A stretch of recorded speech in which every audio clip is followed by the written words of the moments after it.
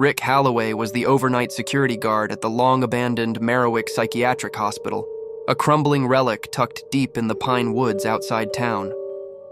It was his third week on the job, just him, the silence, and a bank of dusty surveillance monitors.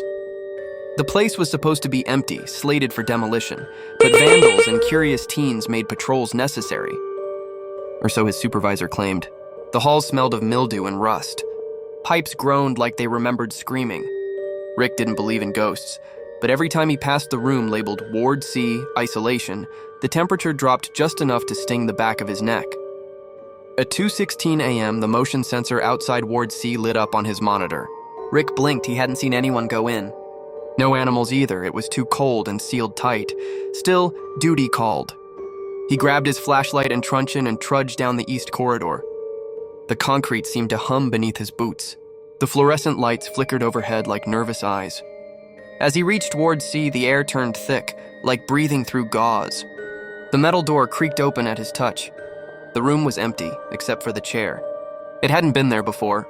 Rusted steel, leather straps hanging limp at its sides. A restraint chair, Rick's flashlight stuttered. The bulb buzzed, then went black. A whisper scraped across the dark. Not a voice exactly, more like a memory of one. Wet, crawling. Still here, still here, still here. Rick spun back to the door. It was gone, vanished. Just cracked brick and plaster where the frame should have been. He slammed the wall, shouted into the dark. "This isn't funny!" Then the chair groaned. Straps moved, slowly as if invisible wrists were testing them, tightening. The chair's back tilted slightly, inviting. Rick turned to run, but his boots stuck fast to the floor. He looked down. Hands, pale and bloated, dozens of them, rising through the concrete like it was water, gripping his ankles. Cold fingers threaded through his laces.